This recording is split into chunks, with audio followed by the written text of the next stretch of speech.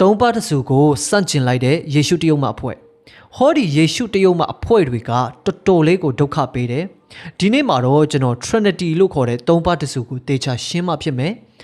Oneness ဆိုတဲ့နော်တစုသေးကသုံးပါးပြောင်းနေတဲ့ပုံစံ Oneness နဲ့ Trinity လို့ခေါ်တဲ့သုံးပါးတစုရဲ့ကွဲပြားချက်ကိုလည်းဒီနေ့မှာအသေးစိတ်ရှင်းမှဖြစ်တော့မယ်ကျွန်တော်ပြောပြမယ်အဲ့ဒီဗီဒီယိုကသူပေးထားတဲ့ခေါင်းစဉ်ကယေရှုကဖခင်သခင်လားတဲ့နော်သူကဖခင်သခင်ဖြစ်တယ်ဆိုရင်တဲ့ကားတိုင်းပေါ်မှာဘသူကိုစကားပြောနေတာလဲကောင်းကင်နိုင်ငံမှာနောက်ထပ်ဖခင်သခင်ရှိသေးတာလားဖခင်သခင်ဆိုတာတဆူသေးပါတဲ့ကျမ်းစာမှာပထမတထေးနဲ့ဒုတိယတထေးဆိုတာမရှိဘူးတဲ့တထေးဆိုတာတယောက်ပဲတဲ့အဲ့လိုပဲเนาะသူတို့က oneness အယူအဆကိုလေသူကယူပြီးတော့ပြောထားတာပေါ့ဒီ oneness အယူအဆကရေကိုအမြဲတမ်းဥပမာနဲ့သူတို့ပြောလို့ရှိတယ်ဆိုရေကကြတော့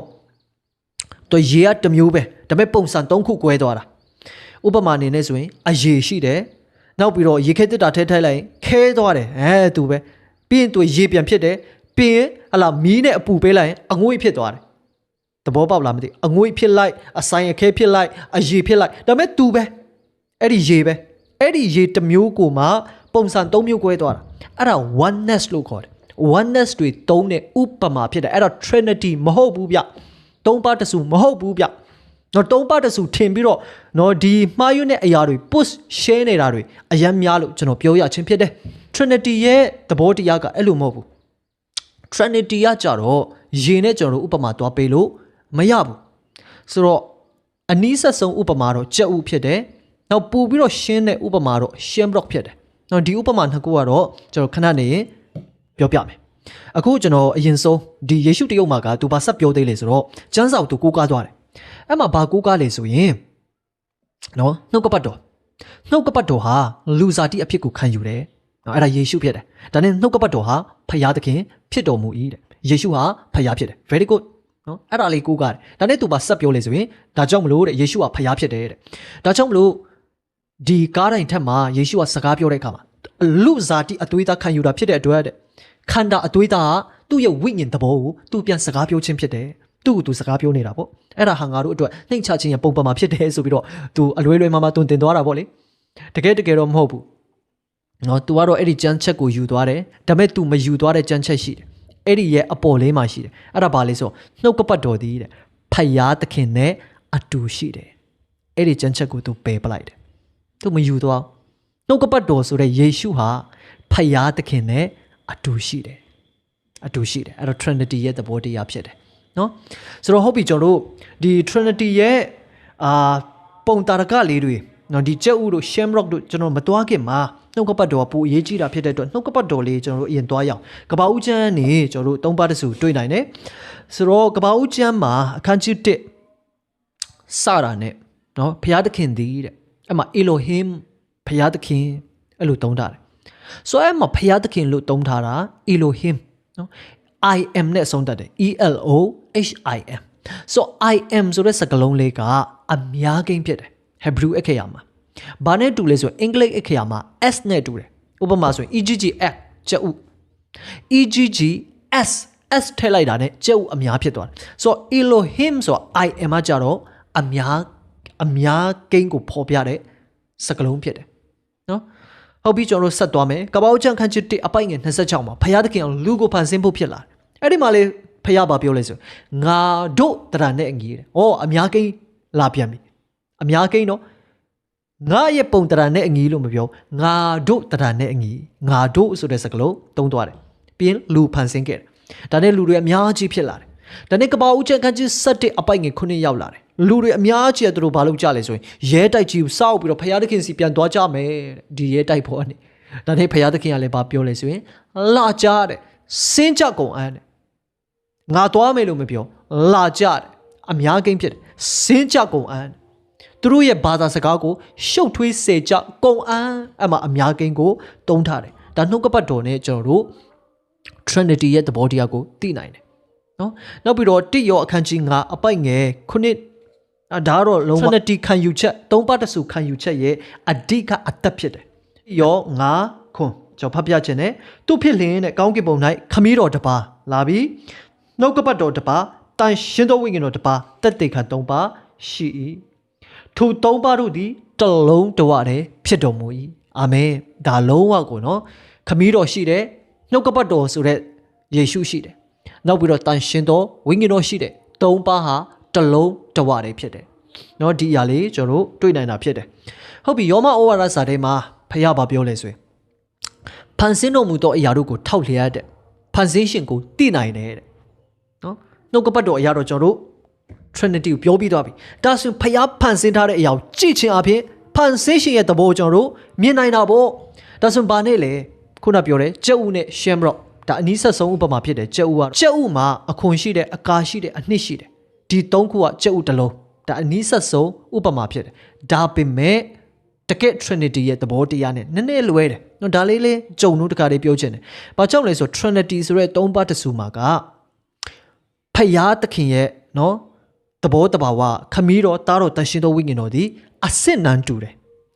ဂုံရည်တူတယ်အစစ်နန်းတူတယ်ဂုံရည်တူတယ်ဒါပေမဲ့ကြက်ဥမှာကြတော့အခွန်နဲ့အကာနဲ့ပုံစံမတူတော့ပြန်အကာနဲ့အနှစ်ကြတော့လေအယောင်လည်းမတူတော့ပြန်တန်ဖိုးချင်းလည်းမတူတော့ပြန်သဘောပေါက်လားမသိဘူးအခွန်ဆိုရင်အမိုက်ပုံထက်ထည့်ရတန်ဖိုးထားမှုချင်းလည်းမတူတော့ပြန်ဘူးဒါကြောင့် Trinity နဲ့เนาะကြက်ဥနဲ့နည်းနည်းကျွန်တော်တို့အနီးစပ်ပေမဲ့ကြက်ဥကျွန်တော်ယူလို့မရဒါပေမဲ့ဖခင်တခင်ကနောက်ထပ်ဖန်ဆင်းထားတဲ့အရာတစ်ခုရှိတယ်အဲ့ဒါက Shamrock ဖြစ်တယ်เนาะဒီအရာကတော့ Roman Catholic ဘုန်းတော်ကြီး Saint Patrick ကိုဖခင်တခင်ဖွင့်ပြတာလာတဲ့ revelation ဖြစ်တယ်เนาะသူ့စီကနေကျွန်တော်ကိုးကားထားတဲ့အရာဖြစ်တယ် Shamrock so Shamrock ကကြတော့အသေးပုံ၃ခုเนาะအလွှာ၃လွှာပါတယ်အရွက်ကတရွက်တယ်လုံးဝကွက်တီပဲသဘောပေါက်လားမသိဘူးအသေးပုံချင်းလဲတူတယ်အရွယ်စားချင်းလဲတူတယ်အကုန်လုံးထပ်တူပဲပြီးအရွက်ကတရွက်တယ်ပဲအဲ့ဒါလုံးဝ Trinity ဒီသုံးပါးတစုအတွက်အကောင်းဆုံးသောပြည့်စုံသောဥပမာဖြစ်တယ်เนาะဒါကိုကျွန်တော်နားလေးစိတ်ချင်တယ်နောက်ပြီးတော့ကျွန်တော်တခုထပ်ပြောပြချင်တယ်ဖခင်သခင်ကနိုးအေကိုတင်ပေါ်တိဆောက်ခိုင်းတဲ့အခါမှာတင်ပေါ်အကြီးတိဆောက်ခိုင်းတယ်အထက်၃ထပ်ပါတယ်အဆင့်၃ဆင့်တင်ပေါ်ကတစည်းပဲနောက်တဲတော်ဆောက်ခိုင်းတယ်တဲတော်မှာလည်းအခန်း၃ခန်းပါတယ်ရှောလမုန်ရဲ့ဗိမာန်တော်မှာလည်းထိုနည်း၎င်းပဲအခန်း၃ခန်းပါတယ်ဗျနော်ဒီတဲတော်မှာဆိုရင်ပရိသတ်စုဝေးရာအခန်းရှိတယ်ပြီးတန့်ရှင်းရာဌာနရှိတယ်ပြီးအတွင်းဆုံးမှာအတန့်ရှင်းဆုံးဌာနနေရာ၃နေရာအခန်း၃ခန်းအဆောက်အအုံတစ်ခုပဲတင်ပေါ်နော်အေးရဲ့တင်ပေါ်တစည်းပဲအမေအထက်၃ထပ်နော်ဒီအရာတွေနဲ့နော်တခင်ဖယားသခင်ကသူ့ရဲ့ဖြစ်ခြင်းကိုဖော်ပြနေတာဖြစ်ပါတယ်ချစ်တော်မိတ်ဆွေများဒါဒီ Trinity ရဲ့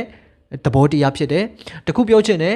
ခမည်းတော်သားတော်တန်ရှင်တော်ဝိညာဉ်တော်တနည်းအားဖြင့်ခမည်းတော်နှုတ်ကပတ်တော်ဆိုတာသားတော်ယေရှုဖြစ်တယ်ပြီးရင်တန်ရှင်တော်ဝိညာဉ်တော်ဖြစ်တယ်အလေကနှုတ်ကပတ်တော်ကကြတော့လူစားတိအဖြစ်ကိုခံယူတယ်သူ့နာမည်ကိုယေရှုဆိုပြီးပေးရတယ်ယေရှုဆိုတဲ့နာမည်ရဲ့အဓိပ္ပာယ်ကကြတော့မိမိလူတို့ကိုလူသားတွေကိုအပြစ်မှကယ်ချွတ်မဲ့သူလူမိုင်အပြစ်နဲ့ကင်းတော်သူမရှိပါဘူးပခုံးနှစ်ဖက်ကြားထဲမှာခေါင်းပေါက်လာတဲ့လူတိုင်းကအပြစ်သားတဲ့ RC ဖြစ်ဖြစ်နှစ်ချင်းဖြစ်ဖြစ် Methodist ဖြစ်ဖြစ် Anglican ဖြစ်ဖြစ်ကြိုက်တာဖြစ်လူတိုင်းအပြစ်ရှိတယ်ဘယ်ကလေးကနေအပြစ်ရှိလဲတဲ့မမွေးခင်ကလေးကနေအမိဝန်တွင်းနိုင်တဲ့ပဋိသန္ဓေယူစဉ်ပြင်အပြစ်ဆွဲပါလာတယ်စာလ51:5မှာအပြစ်သားဖြစ်ပြီးသားဗျလူကအပြစ်လုပ်လို့အပြစ်သားဖြစ်သွားတာမဟုတ်ဘူးအပြစ်သားဖြစ်နေလို့ကိုနေ့ရက်စဉ်တိုင်းမှာအပြစ်လုပ်တာဗီဇအပြစ်ပါလာတယ်အာဒံနဲ့အေဝပြစ်မှားတဲ့အတွက်သူတို့ကနေစင်သက်လာသောမျိုးနွယ်တစ်ခုလုံးမှာသူတို့ကနေစင်သက်လာသောမျိုးနွယ်တစ်ခုလုံးမှာဗီဇအပြစ်ပါတာအဲ့ဒီဗီဇအပြစ်ကြောင့်ပဲဒုစရိုက်အပြစ်ကိုနေတိုင်းကျူးလွန်တယ်ကာယကံနဲ့ကိုထိလက်ရောက်ကျူးလွန်တယ်ဝစီကံနှုတ်အားဖြင့်ဆဲဆိုးတယ်မနောကံစိတ်နဲ့နေ့ရက်စဉ်တိုင်းမှာပြစ်မှားတယ်လူသားဟာအပြစ်နဲ့မကင်းနိုင်ဘူးအဲ့ဒီအပြစ်နုံထဲမှာပဲယုံလေနစ်လေဖြစ်ရတယ်ဒါဆိုကျွန်တော်တို့ကငရဲသွားရမယ်အပြစ်ငရဲထဲမှာပဲယုံလေနစ်လေဖြစ်ရတယ်ဒါပေမဲ့အဲ့ဒီအပြစ်နုံကနေတဲ့ကဲချွတ်မဲ့သူတဲ့ယေရှုဆိုတဲ့နာမည်ရဲ့အဓိပ္ပာယ်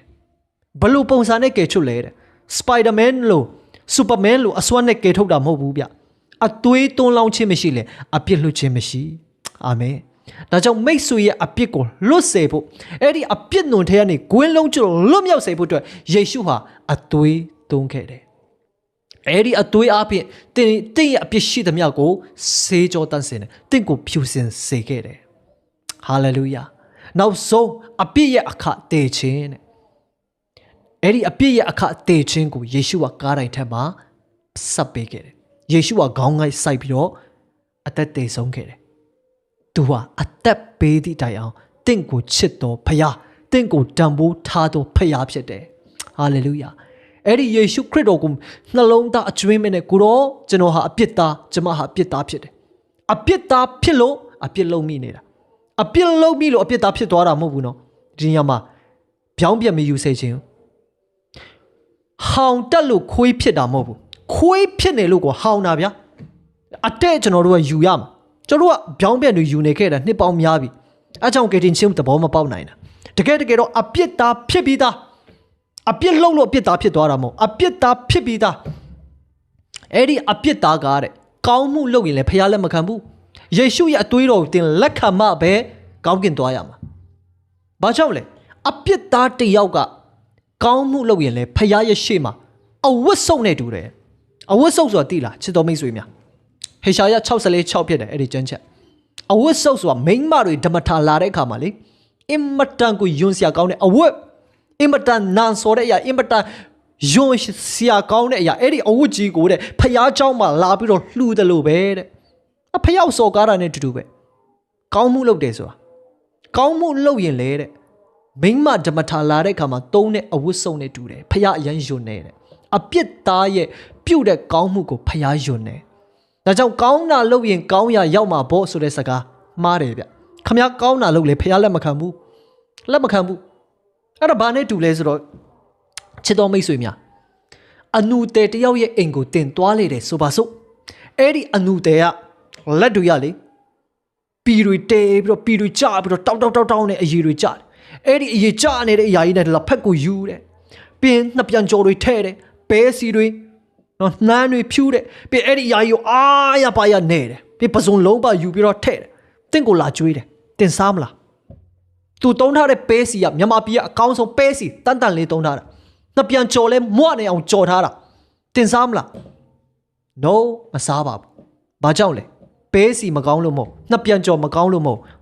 တုတ်တဲ့လက်ကညစ်ညူးနေလို့ကျွန်တော်တို့လက်မခံဘူးသူပြုတ်တဲ့ကောင်းမှုကိုကျွန်တော်တို့တောင်းယွန်းနေမဟုတ်ဘူးလားထိုနည်းလည်းကောင်းမဲ့အပြစ်သားဖြစ်တဲ့တင့်ရဲ့ကောင်းမှုကိုသူဟာဖယားရဲ့ရှေ့မှာအဝတ်စုပ်ကဲ့သို့ဖြစ်တယ်ယွန်းနေတဲ့အဲ့ဒါကြောင့်တင်ငရဲပဲသွားရမှာကောင်းမှုကိုမပြုတ်နဲ့ပင်ရဲ့တရားအပြင်ဖြောက်မှတ်ရာတို့မရောက်နိုင်ဘူးကောင်းမှုအပြင်အဘယ်သူမျှကောင်းကင်တို့မရောက်နိုင်ဘူးကောင်းကင်ရောက်ခြင်းတခုပဲလူဤအပြစ်ကိုဖြေတော့အရာကအသွေးဖြစ်တည်းခန္ဓာကိုယ်ရဲ့အသက်သည်အသွေး၌တည်